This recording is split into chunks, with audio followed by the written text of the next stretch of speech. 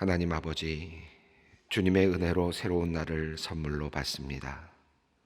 피곤함으로 잠들었던 밤 사이에 회복하시는 창조의 생명력으로 우리 몸이 쉼을 얻고 다시 일어날 힘을 얻었습니다. 하나님, 이른 새벽 주님을 만나는 자리가 참 행복합니다. 잠자리에서 일어나 고요히 주님 앞에 앉은 성도님들이 있고, 또 새벽 공기를 마시며 성전에 나와 주님 앞에 앉은 성도님이 있습니다. 하나님, 고요히 머리 숙여 주님께 기도할 때 우리에게 주어진 또 다른 시간, 오늘 하루를 살아갈 힘과 용기를 불어 넣어 주시옵소서. 우리의 찬양을 원하시며 또한 받기에 합당하신 하나님, 오늘도 우리가 모든 피조물들과 더불어 창조의 주님을 찬양하길 원합니다. 또한 우리를 구속하신 주님을 찬양하길 원합니다.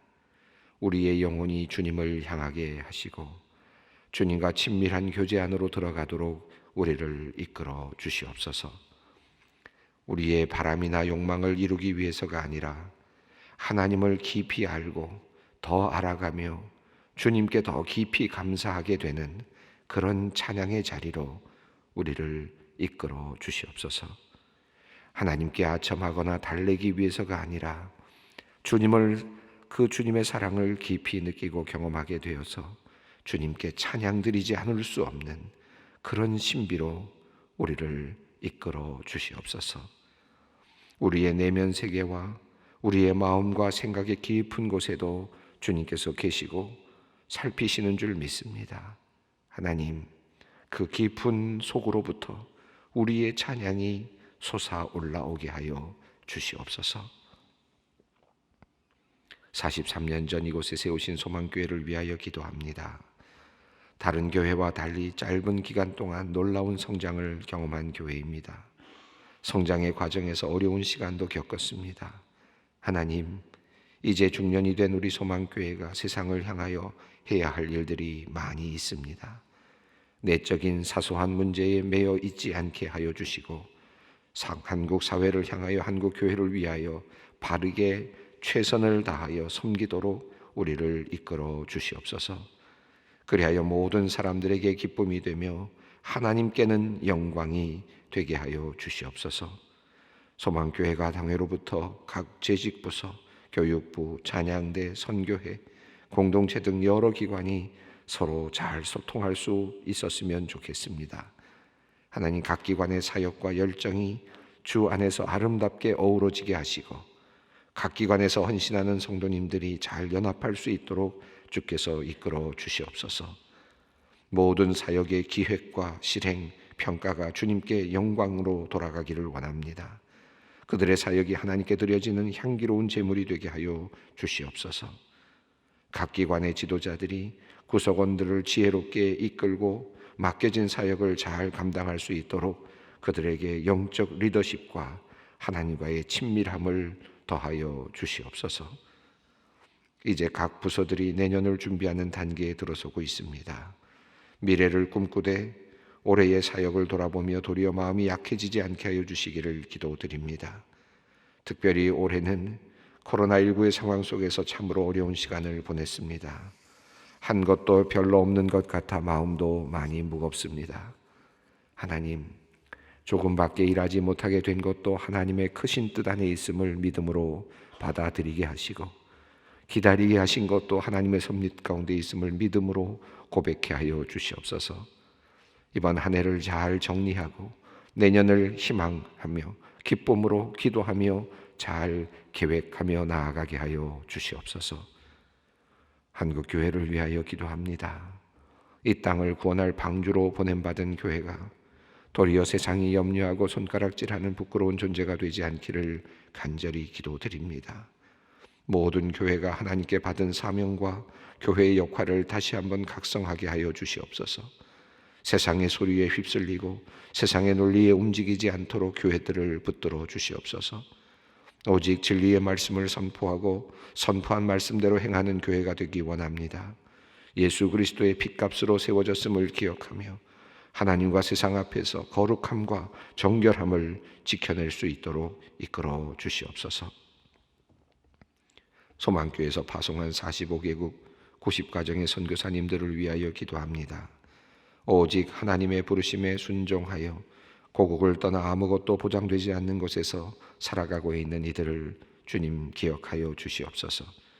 특별히 코로나19 상황 속 많은 어려움 가운데서도 주님을 향한 사랑과 주께서 맡기신 사명 때문에 그 땅을 지키고 있는 이들을 축복하여 주시옵소서.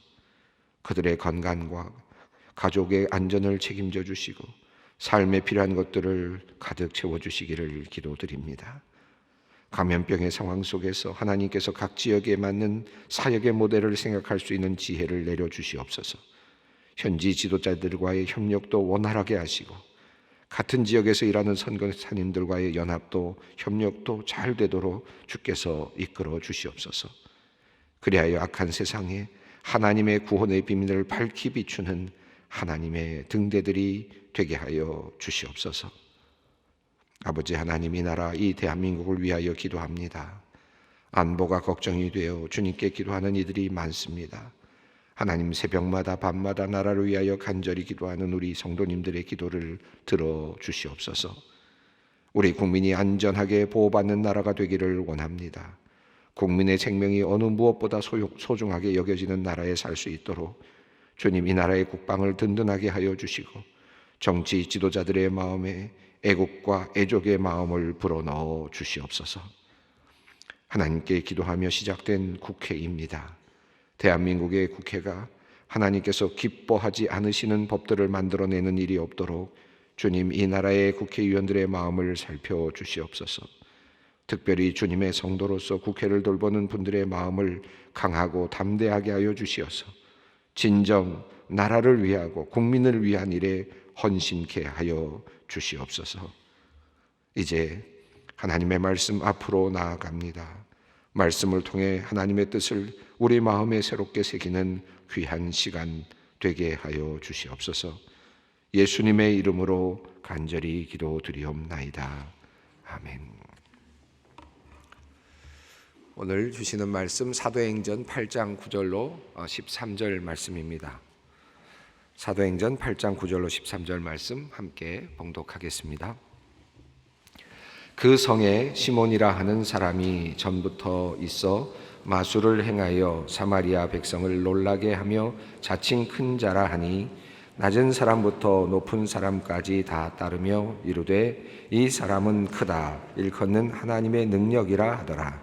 오랫동안 그 마술에 놀랐으므로 그들이 따르더니 빌립이 하나님의 나라와 및 예수 그리스도의 이름에 관하여 전도함을 그들이 믿고 남녀가 다 세례를 받으니 시몬도 믿고 세례를 받은 후에 전심으로 빌립을 따라다니며 그 나타나는 표적과 큰 능력을 보고 놀라니라.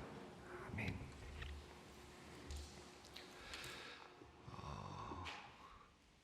스데반의 죽음 이후에 많은 사람들이 이제 흩어졌고 빌립도 사마리아 땅으로 가게 되었습니다. 그곳에서 많은 기적과 표적을 행하였고 또 그리스도의 복음을 전파하였습니다. 이것이 앞서 나온 내용들입니다. 그 앞에 나와 있는 그 큰 흐름 속에서 우리가 한두 가지를 조금 살펴볼 필요가 있겠습니다. 스데반이 정말로 귀한 일꾼이었는데 어느 누구보다도 가장 잘 준비된 일꾼이 아니었을까. 베드로보다도 또 어느 누구보다도 더 잘 준비되었던 인품도 그렇고요. 성령이 충만했는데 그 성령의 충만이 하늘에까지 사실은 이르고 있는, 죽음 앞에서도 흔들림이 없는 그런 모습으로 살아가고 있는 참 멋진 그리스도인, 멋진 지도자였는데 그는 이 세상에서 정말 짧은 시간만 사용되고 말았습니다. 참 안타깝죠. 우리가 참 이 인생, 우리 인간의 삶을 보면 하나님의 일을 함에도 불구하고 그럼에도 불구하고 하나님께서 쓰시는 시간들이 다르고 장소가 다르다. 참 이것은 우리가 알 수 없는 참 신비입니다.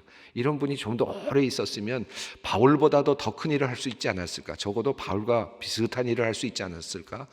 뭐 이런 생각도 해보게 되는데, 스데반은 세상을 안타깝게도 제일 먼저 떠났고 하나님의 품에 안겼습니다. 오죽하면 그리스도께서 앉아 계시던 자리에서 일어서서 그를 맞아주셨겠습니까?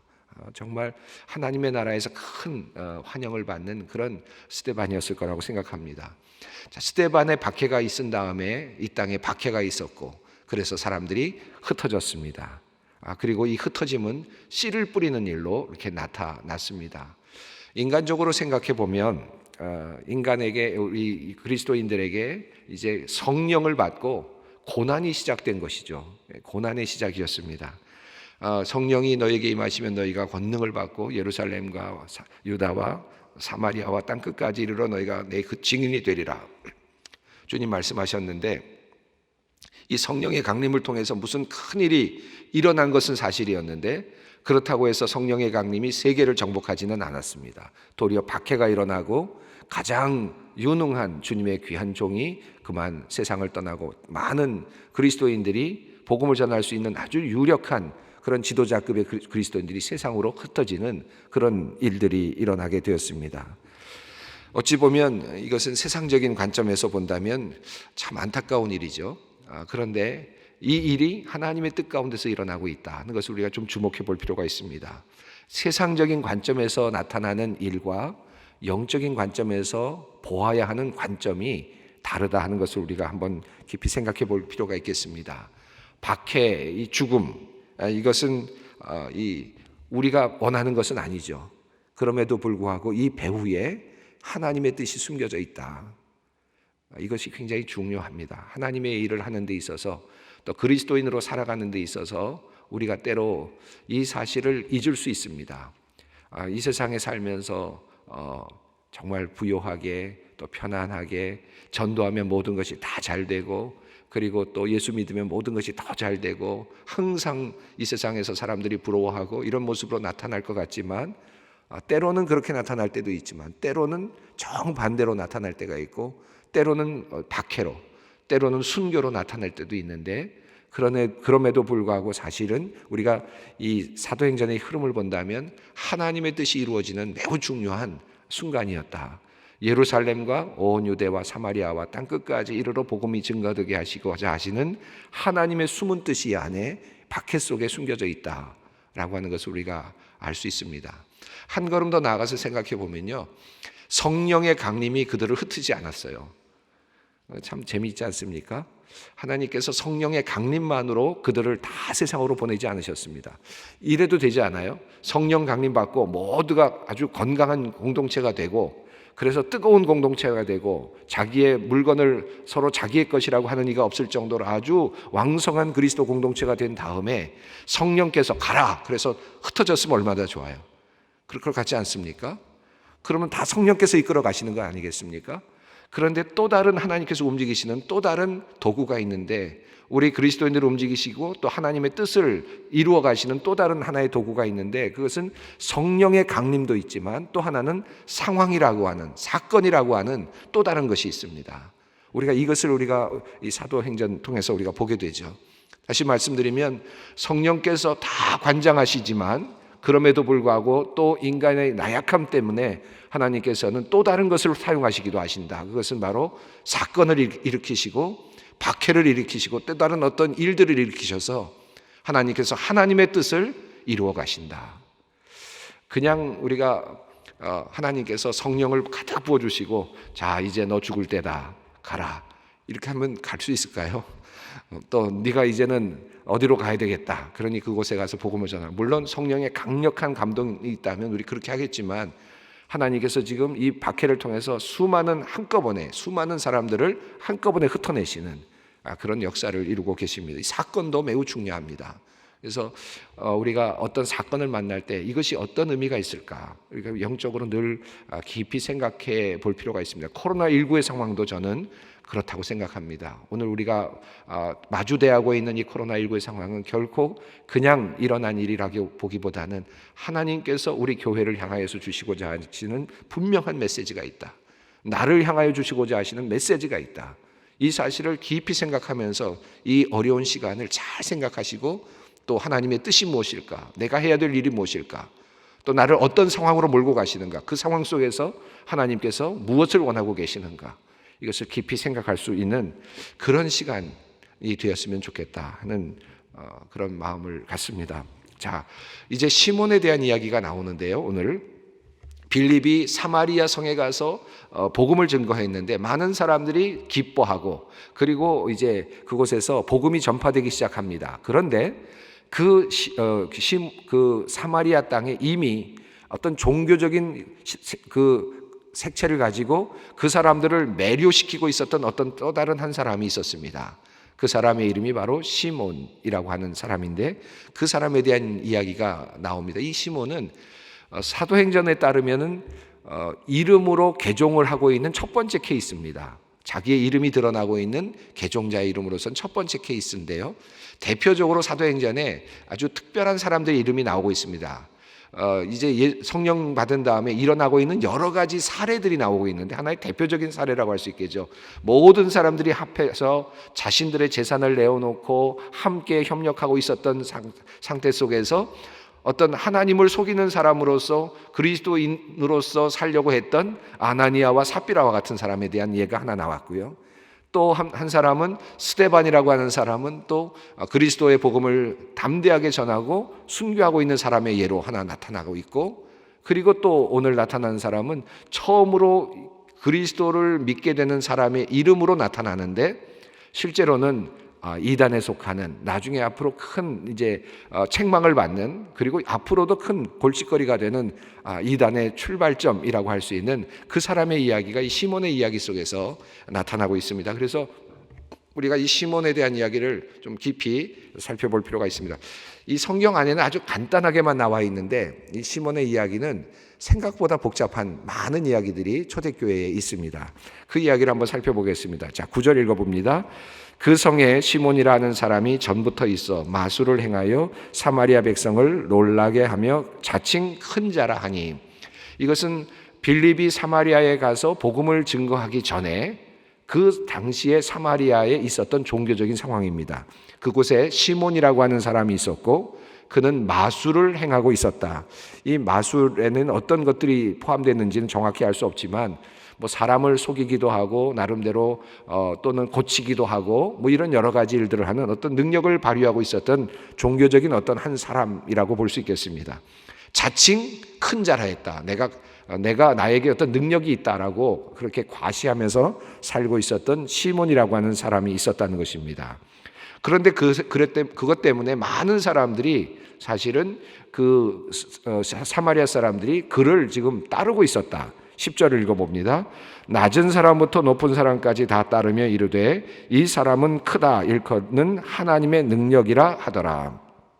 크다, 큰 능력 곧 하나님, 그러니까 신적인 존재로 추앙을 받고 있었던 사람입니다. 당시에 사마리아 지역에서 큰 신적인 능력을 가지고 있었던 사람입니다. 그래서 11절 오랫동안 그 마술에 놀랐으므로 그들이 따르더니, 그러니까 그 지역은 시몬이 다스리고 있는, 영적으로 다스리고 있는 그런 지역이었다라고 하는 뜻입니다. 이 시몬은 여기서 마술을 부리는 시몬이라고 되어 있죠. 그래서 사마리아 지역에 있었던 마술사 시몬이라고 이렇게 알려져 있고, 그리고 우리가 여러분 뭐 인터넷 같은 데 이렇게 들어가셔서 이렇게 한번 확인해 보시면 시몬 마구스라고 이렇게 치시면 그에 대한 이야기가 조금 많이 나옵니다. 성경에는 이렇게 마술사, 사마리아에 있었던 마술사 시몬이라고 하는 이름으로 간단하게 나와 있고, 이제 앞으로도 이야기가 조금 더 전개됩니다만은 조금 잘못된 시각에서 하나님을 따르려고 했던 사람 정도로 나오고, 책망을 받은 것 정도로 나오지만 초대교회의 기록에 따르면 상당히 많은 문제를 일으켰던 사람으로 그렇게 보여집니다. 초대교회 기록에 상당히 많이 이 사람의 이름이 나와요. 그러니까 초대교회의 초기 이단 중에 한 사람이라고 보면 아마 가장 적절한 그런 분일 것 같습니다. 그런 사람일 것 같습니다. 초대교회 이야기 중에 저스틴 마터라고 하는 순교자 저스틴 유스티아누스죠. 이분의 글에 따르면 이 유스티아누스 저스틴이 그 사마리아 출신입니다. 그래서 자기도 사마리아 출신이었기 때문에 사마리아 출신으로서의 그 시몬에 대한 이야기를 기억하고 있습니다. 이 저스틴이요. 그래서 그 사람을 평가하면서 기독교에 가장 많은 해악을 끼쳤던 사람으로 그렇게 표현하고 있습니다. 그리고 나중에 결국은 로마에까지 진출했다라고 하는 그런 이야기를 전하고 있습니다.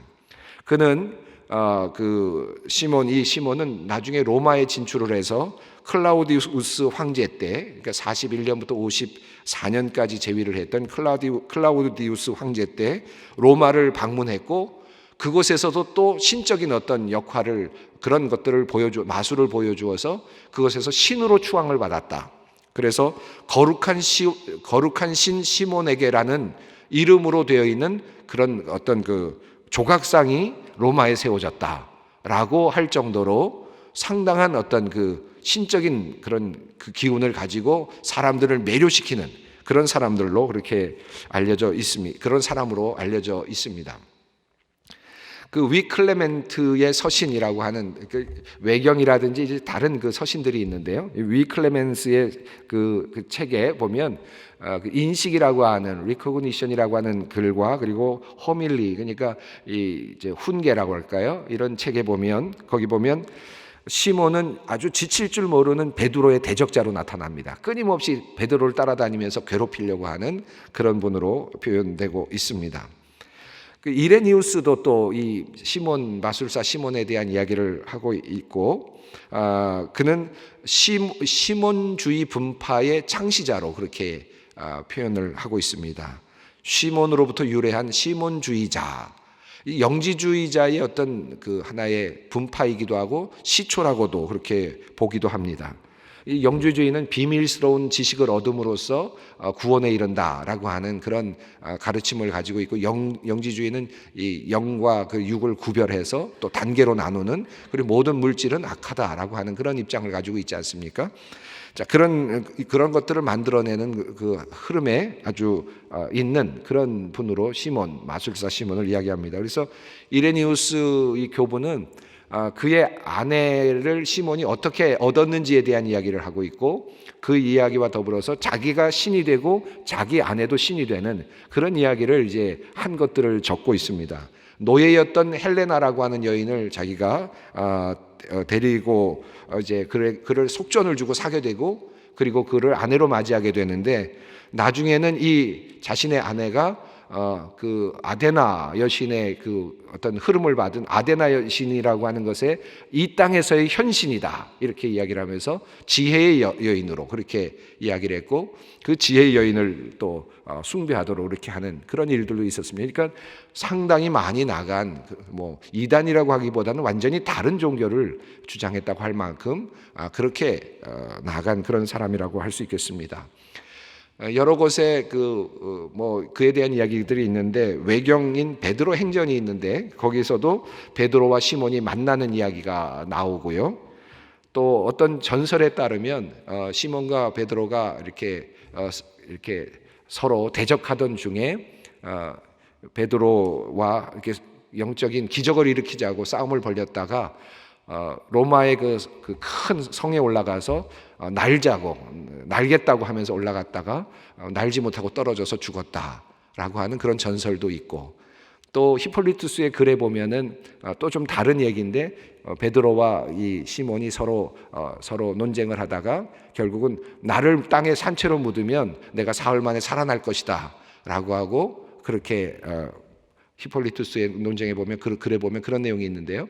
그리고 땅에 묻혔는데 그 이후로 지금까지 나오지 않았다라고 하는 그런 이야기도 있고 그렇습니다. 그만큼 이 마술사 이 시몬에 대한 이 많은 초대교회 이야기들이 있어요. 그러니까 이 지금 시몬에 대한 이야기를 읽을 때 우리가 뭐 그 이야기들이 다 사실이다 아니다 이걸 떠나서, 당시에 초대교회 당시에 초기의 그 기독교 시기에 이 마술사 시몬에 대한 이야기가 얼마나 많이 퍼져 있었을까를 먼저 생각해 볼 필요가 있겠고, 그런 관점에서 이 사도행전을 읽었을 때 그 사람들의 마음이, 초대교회 교인들이 어떤 마음일까, 이것을 먼저 생각하시는 것이 좋겠습니다. 자, 이런 마술사가 예수를 이제 예수님을 믿게 되었다는 것인데요. 이게 참 재미있습니다. 12절 읽어보겠습니다. 빌립이 하나님 나라와 및 예수 그리스도의 이름에 관하여 전도함을 그들이 믿고 남녀가 다 세례를 받으니, 여기 보면 12절은 사마리아 사람들이 다 예수를 이제 믿게 되었다라고 하는 내용입니다. 빌립이 하나님의 나라와 및 예수 그리스도의 이름에 관하여 전도했다. 그들이 믿었다. 다 세례를 받았다. 이렇게 되어 있어요. 근데 여기서 재미있는 표현이 하나 나오는데 이것에 대해서는 조금 논쟁이 있긴 합니다만은 여러분이 좀 재미도 있고 또 나름 생각해 볼 필요가 있다고 생각합니다. 빌립이 하나님의 나라와 예수 그리스도의 이름에 관하여 전도했습니다. 이것은 잘 전도했죠. 다시 말하면 복음 자체를 잘 설명한 겁니다. 여기에는 복음에 대한 뭐 잘못된 내용은 없어 보여요. 그런데 이런 내용을 보면, 이 원어를 보면 빌립이 이제 전했을 때 그들이 믿고라고 되어 있는데, 그들이 믿고라는 말을 헬라어로 자세히 보면 이것이 누구를 믿었는가, 이 복음에 대한 내용을 믿었다기보다는 빌립을 믿었다라고 해석하는 것이 헬라어로 보면 적절합니다. 그러니까 그들이 믿은 것은 그들이 들은 복음을 듣고 예수를 믿은 것이 아니라 그렇게 말하고 있는 그 뭔가 기적을 베풀고 있는 빌립을 보고 빌립을 믿었다는 거예요. 그래서 영어를 보시면 그렇게 되어 있습니다. 여러분 한번 보시죠. 여러분 교재를 보시면 빌립을 믿었다라고 되어 있어요. 그래서 이 빌립을 믿는, 이게 굉장히 중요합니다. 우리가 이단으로 나아가는 첩경 중에 하나가 뭐냐면 복음을 보지 않고 예수를 보지 않고 사람을 보는 겁니다. 그 사람에게 매료되는 거죠. 그 사람이 하고 있는 놀라운 일들에 매료되는 것, 그들의 그의 것에 빠져드는 거죠. 시몬도 그랬다는 겁니다. 13절 읽어보겠습니다. 시몬도 믿고 세례를 받은 후 전심으로 빌립을 따라다니며 그 나타나는 표적과 큰 능력을 보고 놀라니라. 관심은 누구에게 있습니까? 지금 시몬의 관심은 사람에게 있고, 그리고 시몬의 관심은 누구에게 있었습니까? 무엇에 있었습니까? 표적과 능력에 있었습니다. 그가 전하는 복음에 있지 않았습니다. 그 복음의 핵심에 들어가 있지 못했어요. 사람을 보고 믿기 시작했고, 그리고 그 이적과 기적을 보고 믿기 시작했다. 기적이 믿는 동기가 됐다는 겁니다. 이렇게 되면 이게 잘못 갈 길이 갈 수 있는 확률이 높아지는 겁니다. 이 초대교회가 이 사실을 보여주고 있습니다. 이 짧은 문장 속에서 12절과 13절 문장 속에서 우리가 참 깊은 울림이 있습니다. 우리가 때로 믿을 때 사람을 보고 믿는 경우가 있죠. 사람을 보고 믿는. 그래서 이 사람이 무슨 이야기를 하든지 저 사람이 그냥 좋아서 믿는 그런 경우, 이것도 믿음이 아닙니다. 잘못 갈 수 있죠. 믿는 것은 그 복음을 믿는 거죠. 예수 그리스도를 믿는 것이고 그를 통해서 전해지고 있는 그 복음의 내용을 믿는 것이지 사람을 믿는 것이 아닙니다. 사람을 믿다 보면 우리는 실족할 수밖에 없고 인간이기 때문에 또 실수할 수도 있고 이와 같이 잘못된 길로 인도하는 그런 분일 수도 있죠. 그런데 이렇게 시몬은 사람을 일단 믿었고 또 하나는 그가 보여주고 있는 표적과 기사를 믿었습니다. 이게 시몬의 실패의 출발이었습니다. 이제 앞으로 뒤에 그 내용이 나오겠습니다. 오늘 이 말씀을 깊이 생각하면서 나는 무엇을 믿는가? 나는 무엇을 보고자 하는가? 나는 누구를 믿는가? 우리 한번 깊이 생각하는 오늘 이 아침이 되기를 바랍니다. 함께 기도하겠습니다. 하늘에 계신 우리 아버지, 아버지의 이름을 거룩하게 하시며 아버지의 나라가 오게 하시며 아버지의 뜻이 하늘에서와 같이 땅에서도 이루어지게 하소서. 오늘 우리에게 일용할 양식을 주시고 우리가 우리에게 잘못한 사람을 용서하여 준 것 같이 우리 죄를 용서하여 주시고 우리를 시험에 빠지지 않게 하시고 악에서 구하소서. 나라와 권능과 영광이 영원히 아버지의 것입니다. 아멘.